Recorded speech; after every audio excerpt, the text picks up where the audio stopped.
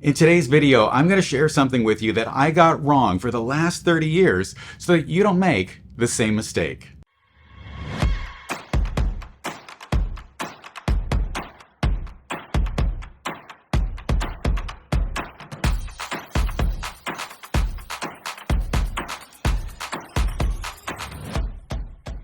When we learn something early on and it comes from a reliable source, we tend to take it at face value and we just trust it. And then we carry on with life, sometimes an entire career or half of an entire career, and we don't even question it. That is the mistake that I made, and I made it when it comes to depth of field. Now, I try as hard as I can to fact check things for this channel whenever there's something in question. Sometimes that means running experiments to make sure that what I'm saying is right. And sometimes it means that I might go look something up online as well.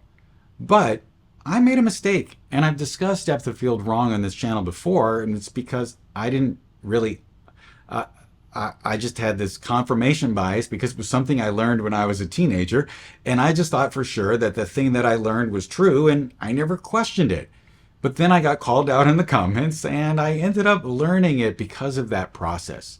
So I want to correct that wrong that I did on some previous videos, but I also want to share the information with you so that you don't make this mistake. Now, the reason why I made this mistake is going to seem kind of obvious in a way. And that is because focal length was something I thought really mattered, and focal length is right there in the formula for depth of field. But as it turns out, when you're photographing portraits of people, focal length doesn't have a big impact most of the time. And for years, I made creative decisions based on this wrong thinking. And I'm sure that when I was a teenager and I learned this thing, either in my high school photography class or reading a landscape magazine, I'm sure that in that context that I was reading in was true. It was probably about photographing a landscape. But photographing a landscape and photographing a person are a lot different. So we're going to dig in on this today. Let's start off by defining depth of field. Depth of field, or DOF, is the zone in front and behind your focus point that looks acceptably sharp in your photo. Everything outside of that zone gradually falls out of focus. And here's the key. The size of that zone isn't fixed. You can control it, and the choices you make completely change the feel of your images. You can lock attention on one razor-sharp subject against a dreamy blur, or keep everything sharp from the nearest blade of grass to the horizon, or in the studio, from your subject all the way back to the background, including all of the props. There are four things that define depth of field: your aperture, your focal length, your distance to the subject, and your sensor size. For years, I thought all four of these mattered equally all of the time, but as you'll see, focal length doesn't play nearly the role I thought it did when it comes to portraits. Let's start with the factor you'll notice the most: aperture. A wide aperture like f1.8 produces shallow depth of field, great for isolating a subject against a blurry background. A narrow aperture like f11 increases depth of field, keeping more of the scene sharp. One of the most obvious ways aperture shows up is in the background blur, or bokeh. But bokeh isn't just about how blurred something is, it's about how it blurs. Take a look at these mannequin examples. I used an 85mm lens at the same distance, and only the aperture changed. At f1.8, the Christmas lights behind the subject are big, soft, and creamy. Stop down and they shrink, becoming smaller, sharper, and more defined. You'll also notice that the blades of the aperture itself within the lens become visible as you stop down and look at the shape of those Christmas lights. Now, here's the mistake I see people make all of the time. They buy their first prime lens and they think that they should shoot wide open all of the time because, after all, they paid a lot for that big f-stop. And it's probably also because they see a lot of influencers online making videos here on YouTube with portraits that they're shooting at f1.4 with tons of blur in the background. But that's not the whole story. Lenses are usually sharper when stopped down a bit. And in the studio, you may need more depth of field for keeping props sharp, capturing detail in the hair so that you can mask it out later for composites, or photographing jewelry where you need both the subject's eyes and the jewelry to be sharp. So don't fall into this trap of thinking shallow depth of field is always better.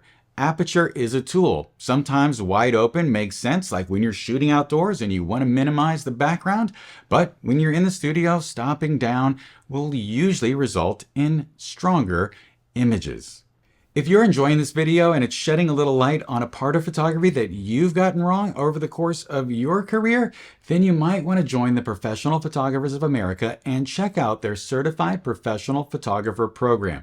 Now, the Professional Photographers of America is a group of over 35,000 photographers that have come together in order to provide each other with business tools, insurance, and also education. And part of that education program is the Certified Professional Photographer program. If you sign up for PPA and you sign up for the Certified Professional Photographer program, they will walk you through every step along the way from picking up your camera to delivering images, and it will help you to ensure that you know all of the steps that you need to take in order to do professional, high quality work. So if you want to join PPA and check out the CPP program, just click on the link in the description to get a special $25 discount on your PPA membership. Now let's talk about focal length. This is where I got it wrong for all those decades. The formula for depth of field includes focal length, so I always believed that it was a huge factor, and I made creative decisions based on that belief. For example, if I wanted more depth of field, like photographing an athlete extending a football forward in front of them, I'd reach for a shorter lens, maybe a 50mm rather than 85, because I thought that would result in keeping the football sharper. Well, it turns out that's not really how it works. If you're photographing people and you're photographing them something other than full body horizontal and you keep your subject the same size in the frame, focal length doesn't drastically change depth of field, and what really changes is how the background looks. Here's a mannequin test that I shot in the studio to prove it. Now, I set up these grip arms here on each side of my mannequin so that I could mark for myself where the corners needed to be for a 50cm by 75cm frame. And then I placed this yardstick, or 1 meter stick if you're in metric land, in the shot at a slight angle so that I could record the depth of field. And then I focused on Sia's eyes here. That's what I've named my mannequin. And I use lenses from 35mm all the way up to 200mm. And you can see that the depth of field remained consistent across the board, no matter what focal length I was using. If you look at this chart here, it shows the exact same results. Now, if you think about a 3/4 length portrait, which is what I've got laid out here on this chart, you can also see that the focal length doesn't have a really big impact on depth of field. It's only when we get to a 2 meter tall by 3 meter wide, give or take, subject that we're actually affecting our depth of field by changing the focal length. Sort of a scenario you would encounter while photographing a group portrait. So focal length isn't the depth of field lever I thought it was. For portraits, it's about background rendering, not about how much of your subject is sharp. The next thing I want to talk about is your distance to the subject. The closer you are, the shallower the depth of field. That's why macro photographers struggle with razor thin focus, even at f11. And that's why stepping back for a portrait makes it easier to keep more in focus. Sensor size also plays a role. Throughout this video, I've been showing you examples from a 35mm full frame camera, but if you're using a larger format camera like a Fuji GFX, you might need to stop down one more stop in order to get the same look. And if you're using an APS-C camera, you might have to you could open up one stop and get roughly the same look as you would with 35mm. Now, this is approximate. You should look up depth of field, particularly for your camera's sensor size. So what I said is a general statement, not necessarily a that one-stop thing isn't necessarily a 100% rule because all sensors vary in size. So that's just a thing to think about in general.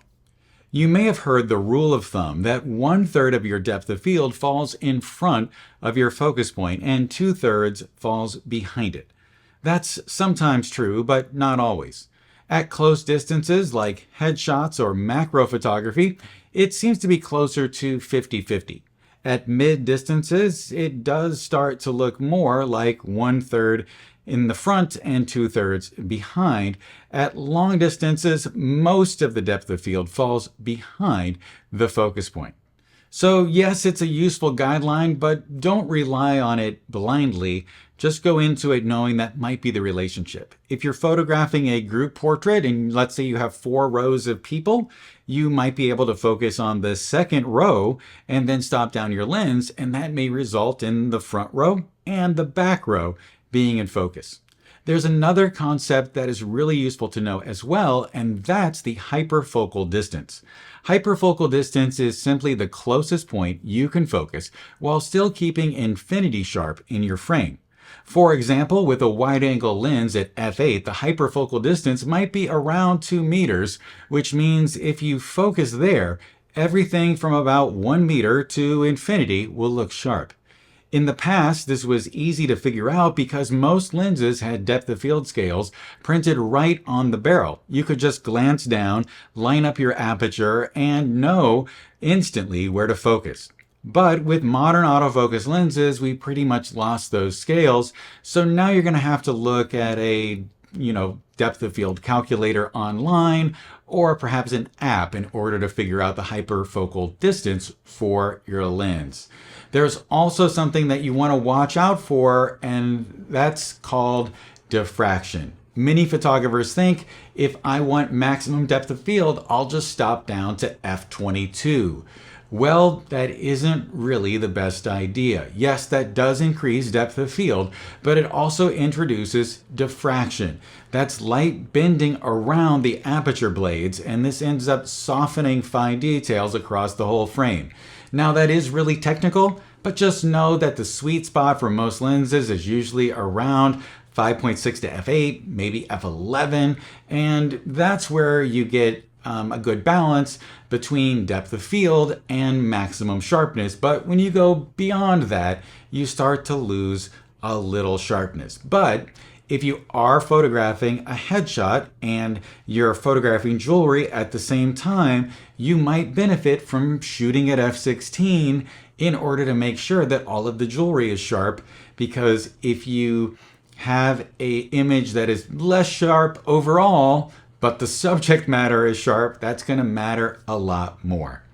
So to wrap it up, depth of field isn't just as simple as f2.8 equals blurry background and f16 equals a lot of stuff sharp. It's a system. Aperture, distance, sensor size, and yes, sometimes the focal length all work together in order to create your depth of field. The big takeaway is that focal length doesn't control depth of field the way that I thought it did. It controls the look of your background and how much of your background is in that final shot. Aperture and distance are the real levers when it comes to portrait photography and how much of your subject is sharp. The main point is that you make a decision and you photograph with intent. Don't just shoot wide open all of the time because that's what someone showed you on YouTube. Don't stop down all of the time because you think that you need to use the sharpest aperture on your camera in order to get the best quality all the time. Make a creative decision. Sometimes blowing out that background and having it be really blurry is a good idea. Sometimes stopping down and getting those details sharp is what you need to do. So photograph with intent, no matter which one you choose, and just make sure that you don't just default to one or the other. If you have any questions or comments, please leave them below. Also, don't forget to like, subscribe, and sign up for the bell.